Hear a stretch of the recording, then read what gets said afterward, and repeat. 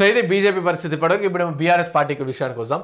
BC కులగణనపై ప్రభుత్వం కాకి లెక్కలు, నివేదికపై అనుమానం ఉంది, సర్వే రిపోర్ట్ల వెబ్సైట్లో పెట్టాలి, మిస్ అయిన వారికి మళ్ళీ అవకాశం ఇవ్వాలి.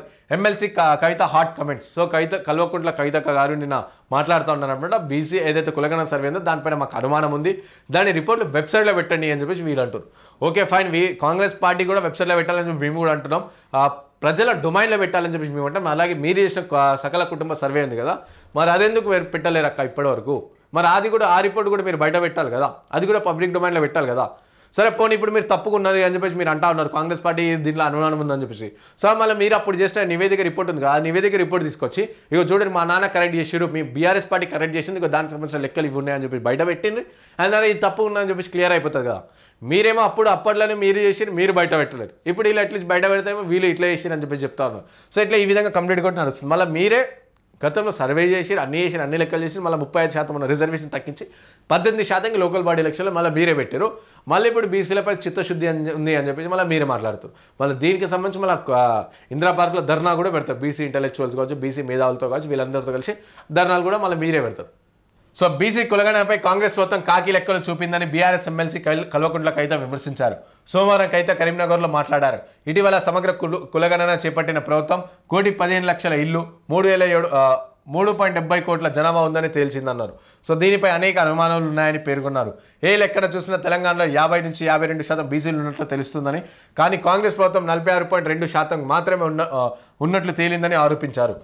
సో మీరే అంటారు ఏ లెక్కన చూసినా 50 నుంచి 52% బీసీలు ఉన్నాయి అని చెప్పేసి మీరు అంటున్నారు కదా. సో ఏ లెక్కలో చూసినా చూడక సరే లోకల్ బాడీ ఎలక్షన్లో మీరు బీసీలకి ఎంతమందికి బీసీలకి ఛాన్స్ ఇస్తారో మేము చూస్తాం. మీరే అంటారు కదా 50 నుంచి 52% అని చెప్పేసి.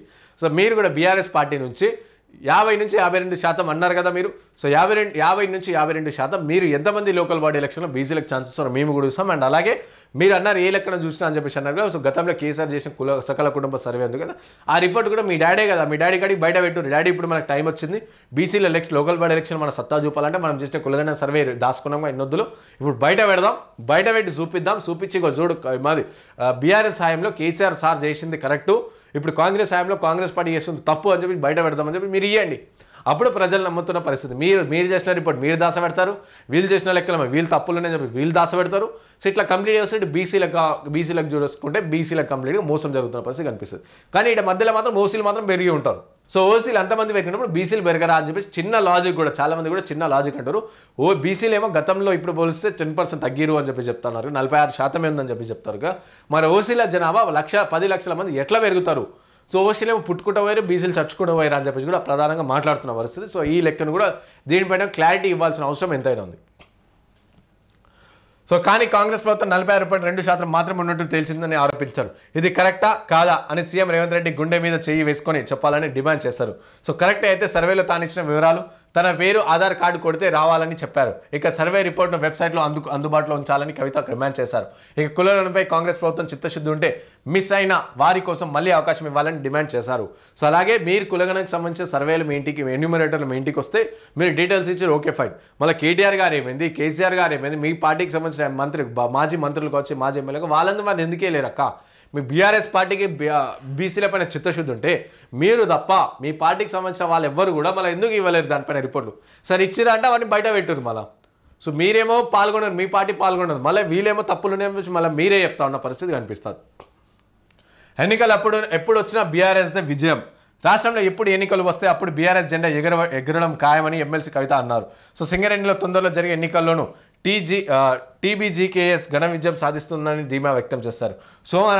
సోమవారం ఆమె పెద్దపల్లి జిల్లాలో పర్యటించారు. ఈ సందర్భంగా కార్యకర్తల సమావేశం మాట్లాడుతూ కాంగ్రెస్కు 8, బీజేపీకి 8 ఎంపీలు ఉన్న బడ్జెట్లో తెలంగాణకు కేంద్రం గుండు సున్నానే ఇచ్చిందని విమర్శించారు. సింగరేణి నిధులు డిఎంఎఫ్టీ పేరుతో కొడంగల్కు తరలించిపోతున్నారని కవిత ఆరోపించారు. సింగరేణి కార్మికులకు, విద్యార్థులకు, మహిళలకు, రైతులకు అందరినీ కాంగ్రెస్ మోసం చేస్తున్నారని మండిపడ్డారు. పదే సర్వేలు అంటూ జనాన్ని ఇబ్బందులు పెడుతున్నారని ఆగ్రహం వ్యక్తం చేశారు. సో ఇట్లా వీళ్ళు మాట్లాడుతూ సో మళ్ళీ మేము అంటారు మీరు 50 నుంచి 52% ఉంది అని చెప్పేసి అంటున్నారు కదా. So next local body elections ఏవైతే ఉంటుందో అందులో మీరు 52% బీసీలకు ఇచ్చి చూడండి. సో అప్పుడు మేము చూస్తాం, అప్పుడు మీకు ఎలాగో ఛాన్స్ వస్తుంది. అండ్ అలాగే నెక్స్ట్ సింగరేణి కూడా అన్నారు కదా, సో సింగరేణిలో కూడా మీరు బీసీలకే ఇవ్వండి పోటీ చేయడానికి, అప్పుడు అర్థమవుతుంది.